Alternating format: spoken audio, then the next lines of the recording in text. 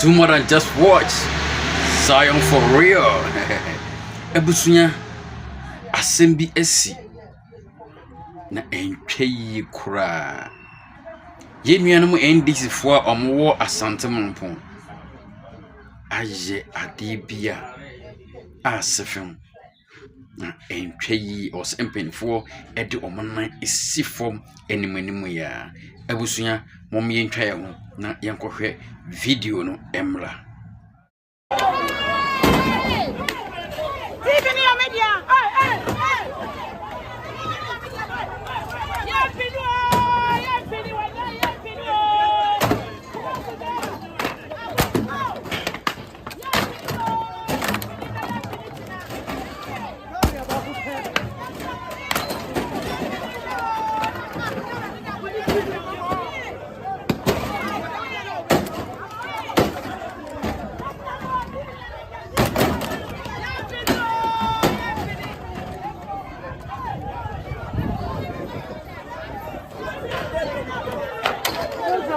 Say obi be no obi abadi ya campaign no obi wo he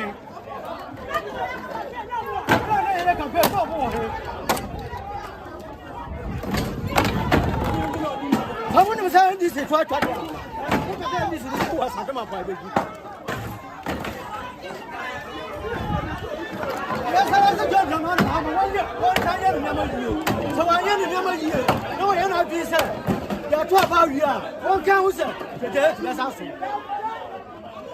na atona so de ya ba ku pe ni pa na on pe to mu di ni ba ni ye ni no wono so ni mu ye bibi nsi ansa ni ahwehwe so ni pa na no to abehwe ye ni no wono so ni ye na ambo 8 years abe so 4 years so woni mu ye ye ni mu no se ye ba se ye ku pa te ye ba ku no wono ana ye chama moro obi a ni pa me sane na enyo me sane iri mu kwai no eno na ehia ye yo ba bia wa ha me sane iri mu kwai no eno na ehia we communist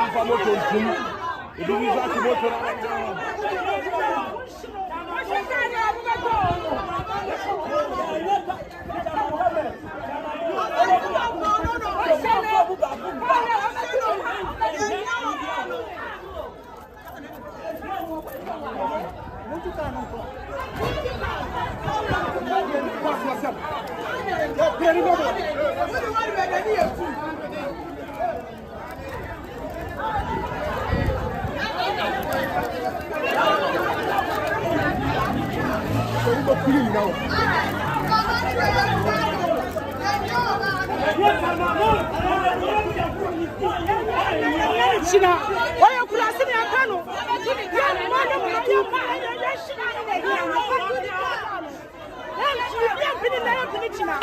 Chama come one hour so.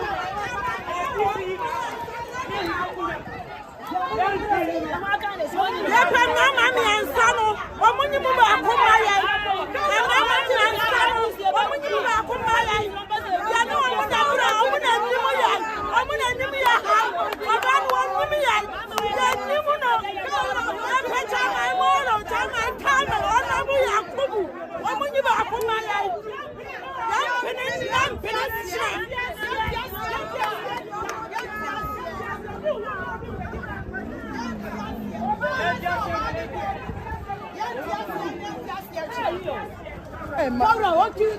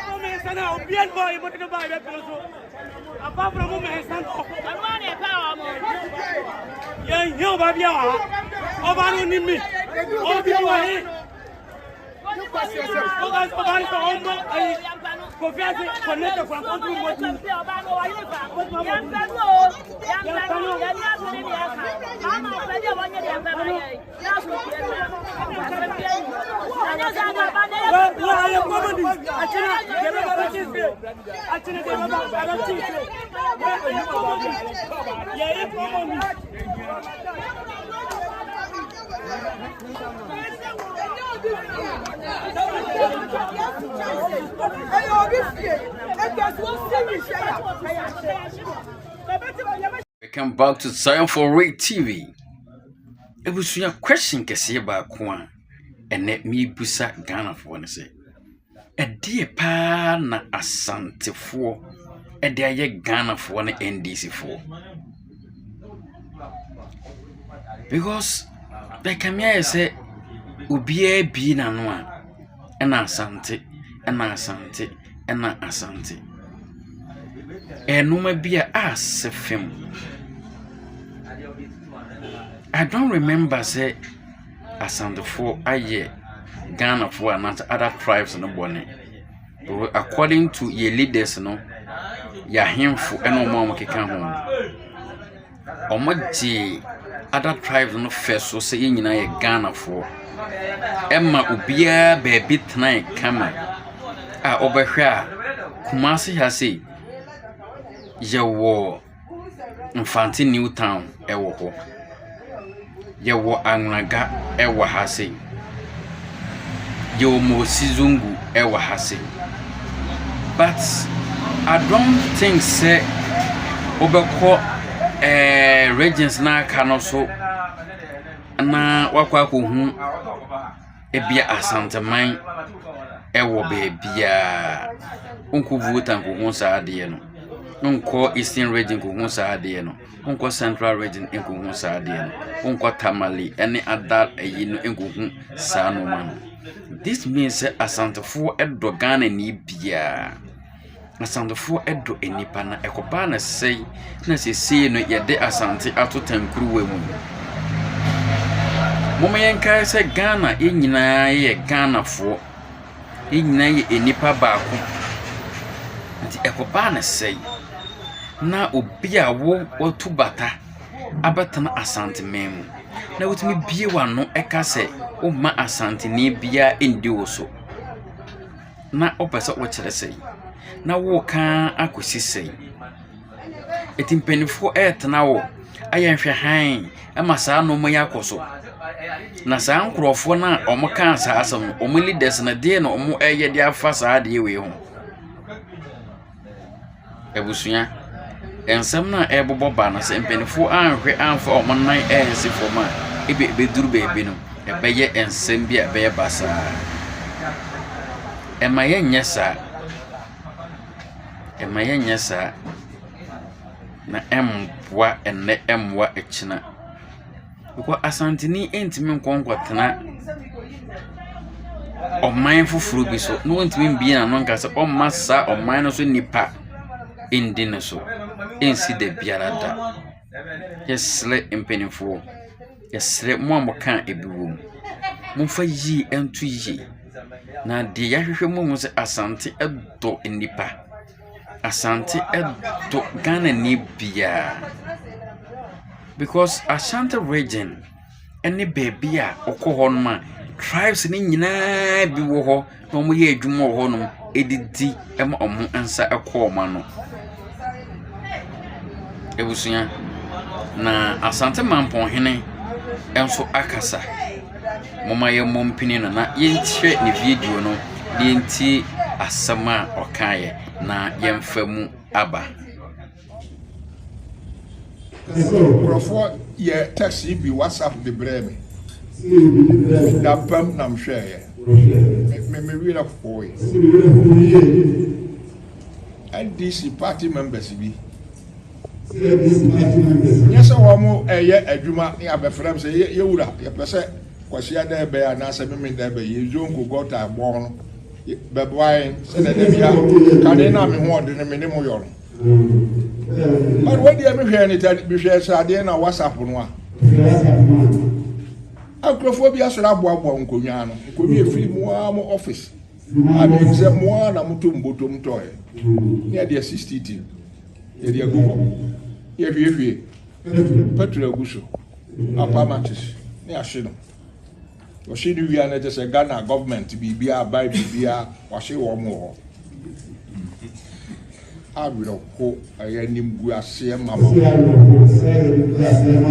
kasa mempese ebisi bio me wo fa ase afremo woni mo akasa ehihia wa ya mamu no wo ma yesa free NDC no mempe kasa muntu wo mfo na wo mo nkoso na mmara ode ama wo mo nyo ekira anyesa ebe piti ya ho ne so akyem so tumi ni kuro ni nyina ya dia ekutae kasa ehon mfaso no sei kasa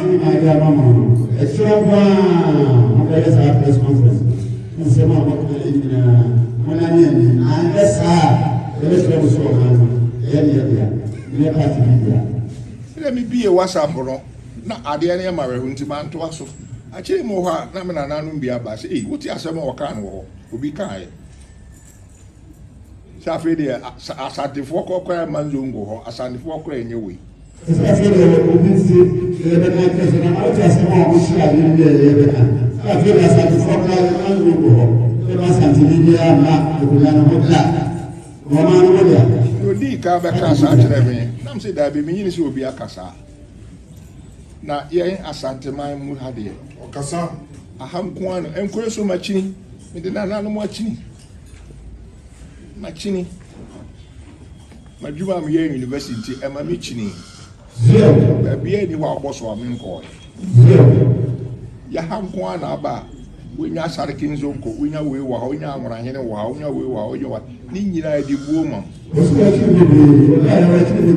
abrempon akasa wachire se we leader wachire se na dwene mu edo Samo kan emu edupa eji obanyansafo na obeti ase na ofamu aba Ghana fo NDC fo de ewose muhuwa na se John Dramani Mahama and the President of the Republic the obekano final Yatu aba amanawi, no one can decide for him. Ono yi obi or appointee obi se ono meye MC ya. One when challenge na se ompene.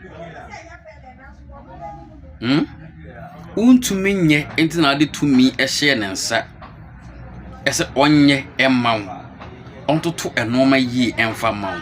Ne ba na sei na efi de won leader wo akwa yi no. Ono nso pen na panfo a wo se wo mpene na obetimi ayank wanye Leaders no monte ase. Ye yi omo se omo ye asomafo. Ye yi omo se omo na ya no na omo to enoma emma yen. The leader na e to ade na wo challenge no eyesa oye kire ya na opase wo kire sei. Unu fura enka wo gina ase. Bema yemfa kukukuku enya ade. Ene yemfa enihanhane enko aplenkensi mafie.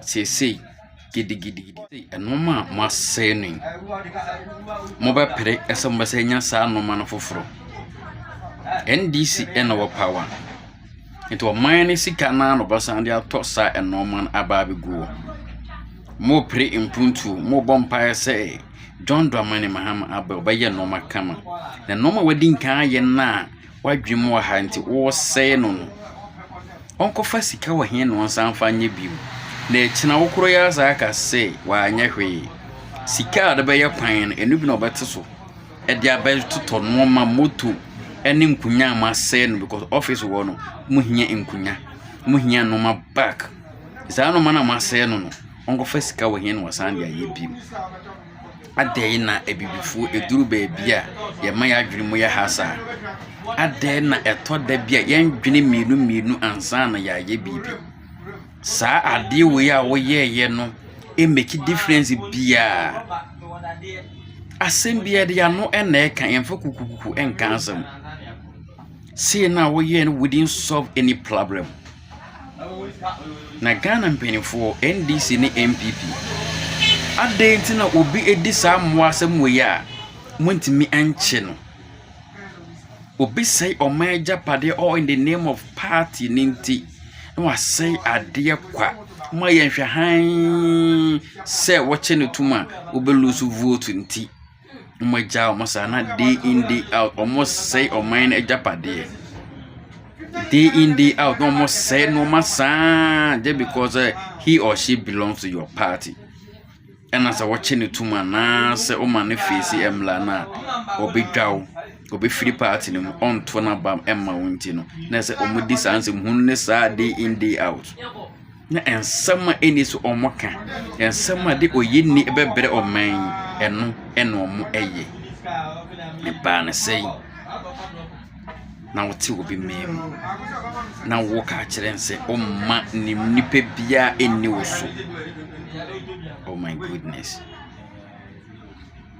Ebusia yentene ni enkohwe die Twini Jonas enso eka na iwia yede sa obana omu empena semuno na se omu mbeso ndu hono nso yede wono so a kire magana fo nyina ehu asante mamponfo munyintum na munya jimi no Your mama no ene ye mampanyin no nim ni po betu su no beba beboa mo na munya se me fritani mi yetani mi frimentafo krom aba asantema mu na me se me mpa asantini sa asantini bedi me so ono ani krom eye sa o we no asantefo ni bejimi a me fa ya o mo bad eye se we na etimo na majimi eye jimi se abo atu batabo bi krom ya wo ho fri krom wo fine ba se wo be hihya mra ma krom wo fo ene o mo ahemfo krom no emmoa eye se mu ye dan mo bom pa eye se daachi se ye dia asantini ba daachi jo mama be pontim krom ni simple na munya se ye be se NDC office ye be she NDC for office wo yes a do sika na de be ka kwan be ma wo no eno na e wo ma ban na wo so eno na o be ba be rebuild the office no ye be bubu NDC for nkonwa wo yes a sika ye de be bre teacher for mum peso asisi ye kwanto choko eno ne ye de be ba be sisi NDC head office for nti munya jimi no na mo yes a mantafo din aseye wasantemam Ebusia yakweti Twini Jonas enso aba tie Twini Jonas ewo eka kire Ghana fo tie Twini Jonas ewo eka kire NDC fo ene mampon adehia omonse omonte omo ho ase na omo ye ewo ye kire SSA no man tie Twini Jonas aka kire wono badwenma endwene ho don fa nkwa adwiri mu yentene yenhwe oba na omo se omo mpeni din o ya santini nti omo mane endi omo zo a omanya nantiye ese ye wura John Dramani Mahama boni din nti omo ntiase a omo kwa hye omo ho akonfo no na omo kwa hage transformer no ono yenko ni yenko hwe no emla So we NDC na so woni lady ya wada here na se wo ankasa no NDC party no ba mu nche woni lady we ya na party no ba mu nche we nye fe ne Esther Jomo ono na enra asokware mampon omo she party office nye nyina no we ni Esther Jomo no nie on enra omo se ya bori di se wan hwe ya oni benya MCE fa asokware mampon no mo mpe no nti mo mfe ni pa from la oni pa omo ankasa pe no mo mpe Esther Jomo. This is the lady. Na ma make us mean so we no video na trending here na no mo share asokware mampon office nyema na o hwe omo nyina san penfoni na no omo nyina ya nodness na mo so mo pass antini. The rumors behind it is that omo so mo pass antini be ya MCE ho omo pe nodna be in mind say NDC party ni say nya nodness for nko ade o nya mo dia isa sante for ya ji afa ya ji party na fa ana ba bia mo wona asokware mampon e asante man mu be in mind asokware mampon ya asante man mu. And definitely you may guess Asantini or no bit melody party no to the promised land. It is here will be MC, that's why Asantini on will feel chromo and the manner. Please, you push to accept that. No moon just had tribal politics now we know chromo because our politics in the chum say easy for and for their aim. Yeah. Oba ni oba fe kama Asantini ba fe osono oba na no face. Where your bomb is a John Dramani Mahama, Ebony de Mumpu or Noir and Eba. One Tiasia, Kohage Transformer. One Tiasia, Kohuri Eto, the ocean emu. One Tiasia, Fa Masa, Dobby Papa Conwo, one Tiasia, John Dramani Mahama, in your Yinivia, where Yinevi. Woo to me and Kakwatana, a Bamian was not a shame. All right, I wish you for. You're watching Zion for Ray TV. Yeah. It goes so actually I drink myself for a comment ebra. Na share amount for so enye bi enhwe. So unsubscribe bi enso a na wa subscribe amaye. Se na be ye defoforo bi atuma ubenya na wahwe. Medamase Yakopon kan obi bia ho. All right. Zion for Ray TV. Do more than just watch.